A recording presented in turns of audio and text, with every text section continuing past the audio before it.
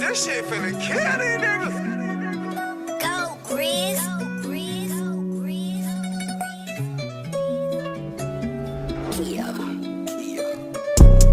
Met this pretty ting, nice to meet you, mucho gusto.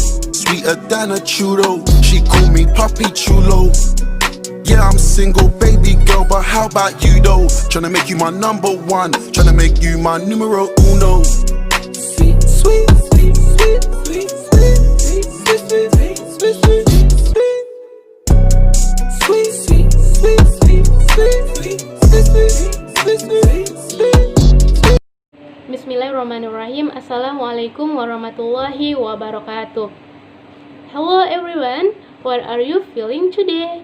I hope all of you feel great today. Okay, I want to introduce myself. My name is Rodina Rizky Nasution. I'm as the first speaker from group 6, and here I'm going to explain to you how to translate text related to economic. Introduction. So, economic translation is one of the most difficult types of translation. Translator cannot change the given form and material or information of the original. Economic translation demands much of knowing the abilities of the expert. The person who is engaging such translation should be first of all the professional, should know the ropes of the given sphere of translation, to have the enhanced responsibility, and to be able to focus on minute particular. Jadi, terjemahan ekonomi merupakan salah satu jenis terjemahan yang paling sulit. Penerjemah tidak dapat mengubah bentuk dan materi ataupun informasi aslinya. Terjemahan ekonomi menuntut banyak pengetahuan tentang kemampuan ahli. Orang yang terlibat dalam penerjemahan semacam itu pertama-tama harus profesional, harus mengetahui seluk-beluk bidang penerjemahan yang diberikan, dan memiliki tanggung jawab yang lebih besar untuk dapat fokus pada hal-hal yang kecil. In translating text with many economic terms, translators should use a specific dictionary which consists of words related to economic. It is okay to use Google Translate or online machine translator else in translating a text, but after that we need to review the translation product. When translators don't know the meaning of several words which are untranslatable by Google Translate or are translated literally by Google, translator might consult to dictionary for specific terms or check the correct and common terms in this field on Google and Wikipedia. Dalam menerjemahkan teks dengan banyak istilah ekonomi, penerjemah harus menggunakan kamus khusus yang berisi kata-kata yang berkaitan dengan ekonomi. Tidak apa-apa menggunakan Google Translate atau penerjemah mesin online lainnya dalam menerjemahkan teks. Akan tetapi, setelah itu kita perlu meninjau kembali produk terjemahan. Ketika penerjemah tidak mengetahui arti dari beberapa kata yang tidak dapat diterjemahkan oleh Google Translate atau diterjemahkan secara harfiah oleh Google, penerjemah dapat berkonsultasi ke kamus untuk istilah tertentu atau memeriksa istilah yang benar dan umum di Google ataupun Wikipedia. Okay, that's all of my explanation. Next we'll continue by Silvi. Thank you. Assalamualaikum warahmatullahi wabarakatuh. Bismillahirrahmanirrahim. Assalamualaikum warahmatullahi wabarakatuh. Hello everyone. Before I started my material, I will introduce myself. My name is Silvi Darlely as the second speaker. In here, I will explain about the procedures and strategies in translating academic terms. So guys, happy watching.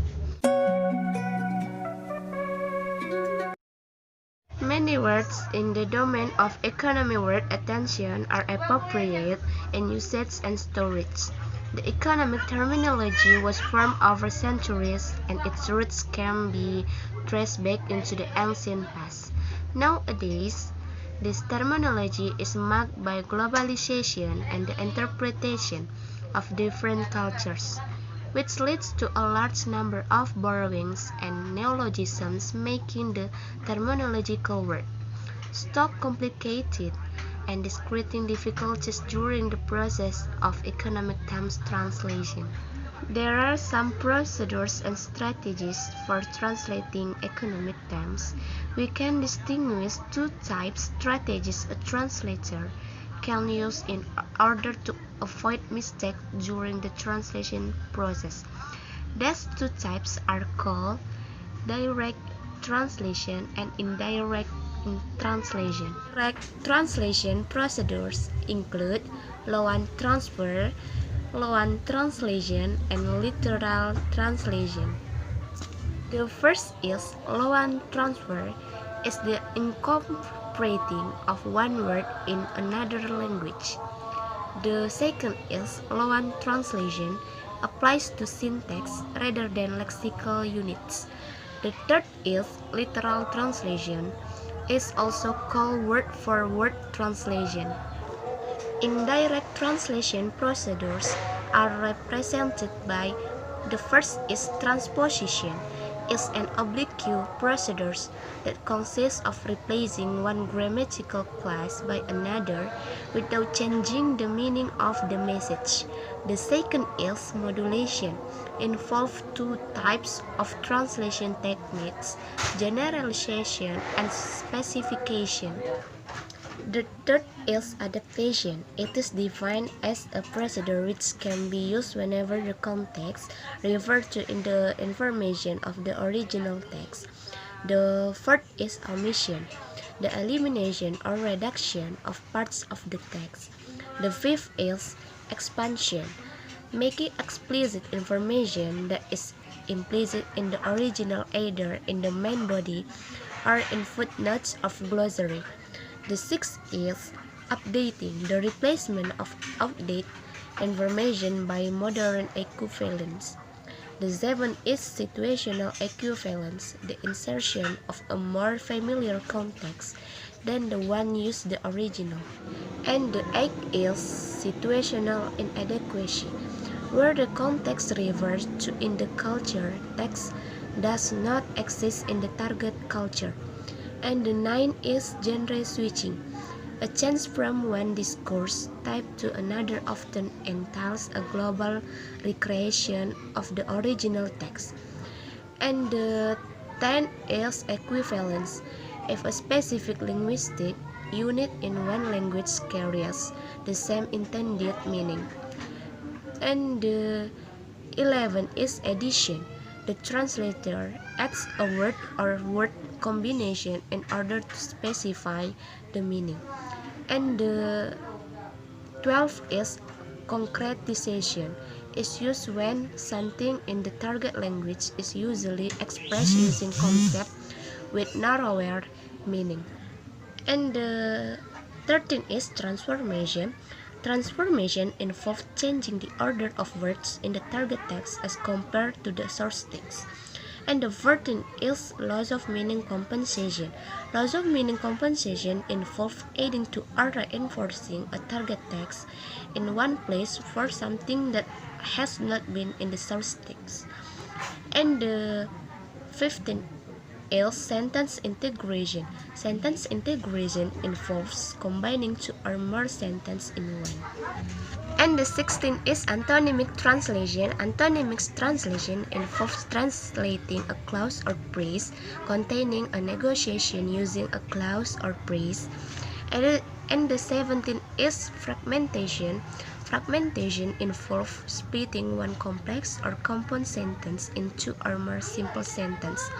And the 18th is compensation. Compensation is a technique which involves making up for the loss of source text effect by recreating a similar effect. Hey guys, I think that's all from me. Thanks for your attention and the last. Wassalamualaikum warahmatullahi wabarakatuh.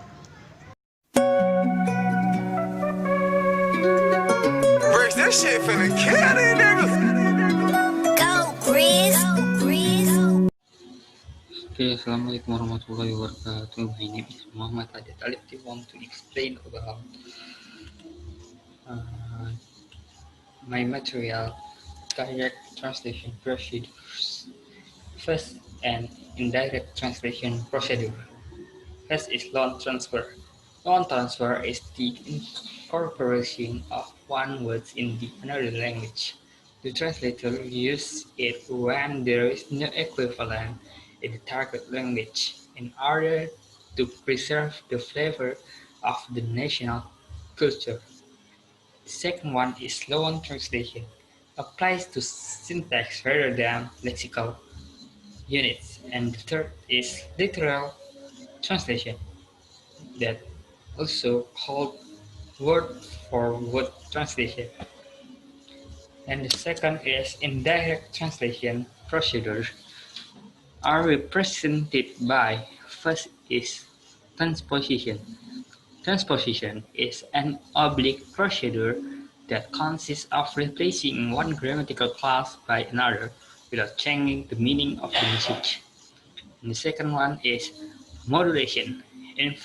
Modulations involves two types of translation technique: generalization and specification.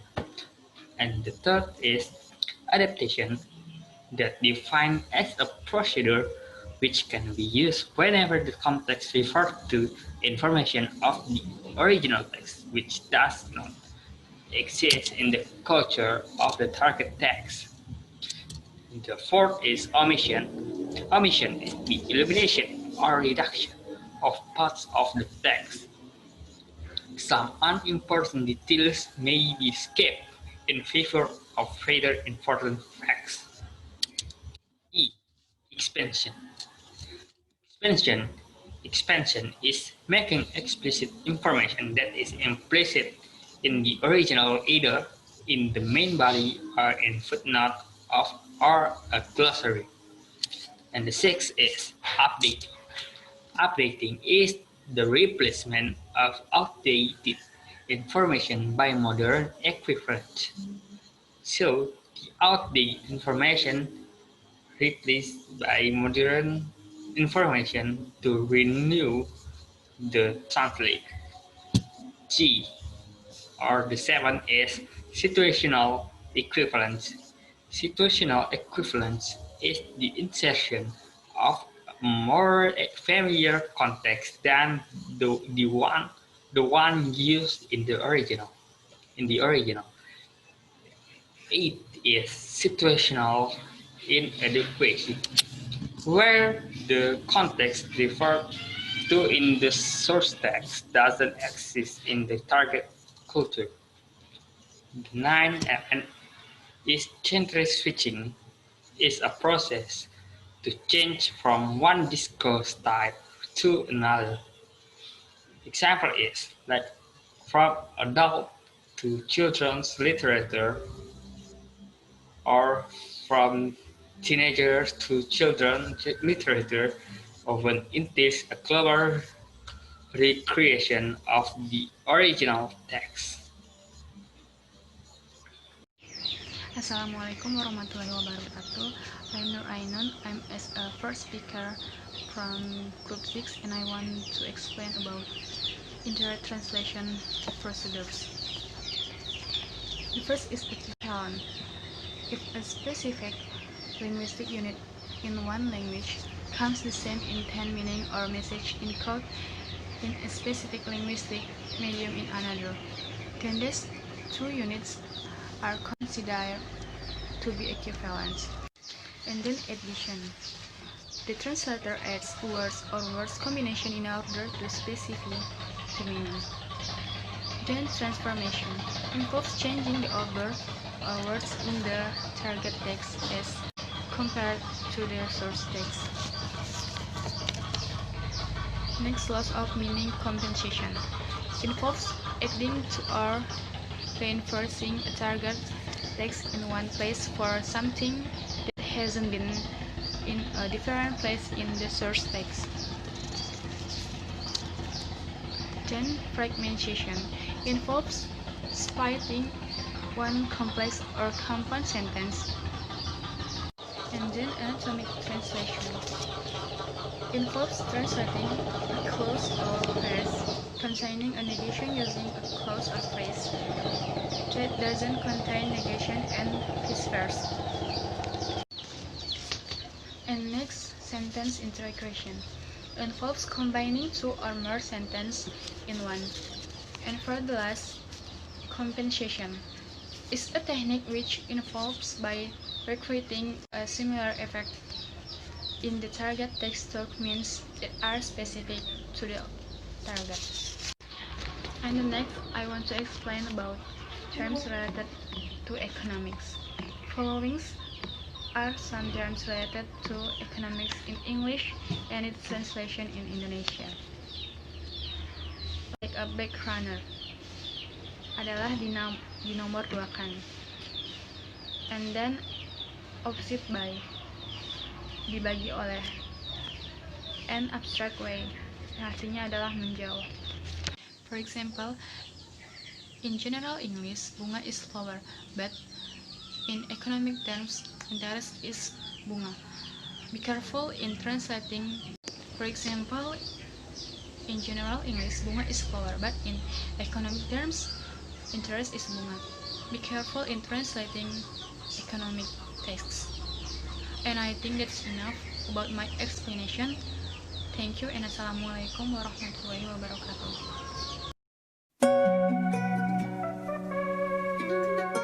Bricks, that shit finna kill these niggas.